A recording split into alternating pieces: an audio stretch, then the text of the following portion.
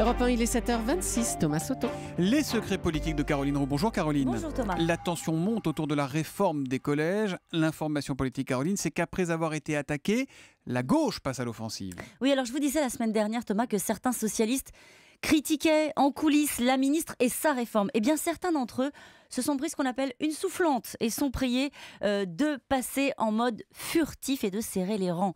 Le Parti socialiste, depuis quelques jours déjà, organise la riposte. Le parti va faire imprimer un tract. Vous savez, c'est un tract vrai-faux pour éviter la caricature sur le contenu de la réforme. Il sera distribué partout en France. De son côté, le groupe socialiste à l'Assemblée va faire circuler via les réseaux sociaux une lettre à tous les parents de collégiens. Il faut politiser le débat pour unir le peuple de gauche, me dit un baron du Parti socialiste.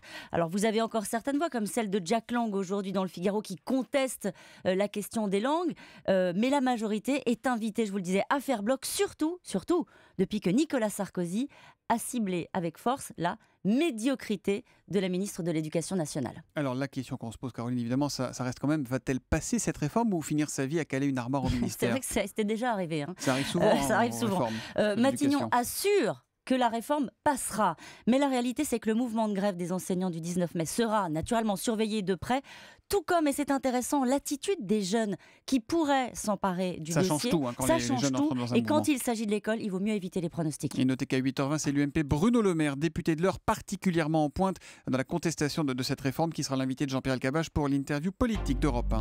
La question politique du jour concerne le congrès du PS. Ce sera au début du mois prochain à Poitiers. Est-ce que les autres partis de gauche y seront conviés, invités, Caroline? Alors, ils ont reçu un courrier du Parti socialiste pour les convier à Poitiers le 5 juin. Mais j'ai sondé les uns et les autres et je peux vous dire que ni Emmanuel Coste pour les Verts, ni Pierre Laurent pour le PC ne devraient faire le déplacement. Chez Europe Écologie Les Verts, on rappelle que Cécile Duflot, quand elle était aux manettes des Verts, n'a jamais participé à un congrès socialiste. Elle envoyait un représentant. L'idée, vous l'avez bien compris, de Jean-Christophe Cambadélis, c'était de mettre en scène la gauche unie plutôt que le PS divisé, mais c'est pas gagné. Et puis on va en entendre parler, Caroline. Ça, je vous assure qu'on va en entendre parler. Pierre Gattaz sur la caravane du Tour. Le MEDEF sera présent sur la grande boucle pour vanter les initiatives locales en matière d'emploi. C'est une première, ça, non? Ah bah oui, écoutez, associer le patronat à un événement populaire comme le Tour pour changer l'image du MEDEF, ça, vous avez raison, c'est une première. Et je précise que Pierre Gattaz, il va se rendre sur une étape. Ah, il va suivre une étape du Tour. Oui. Les secrets politiques de Caroline Roux, tous les matins à 7h25 sur Europe 1. À demain, Caroline. À demain.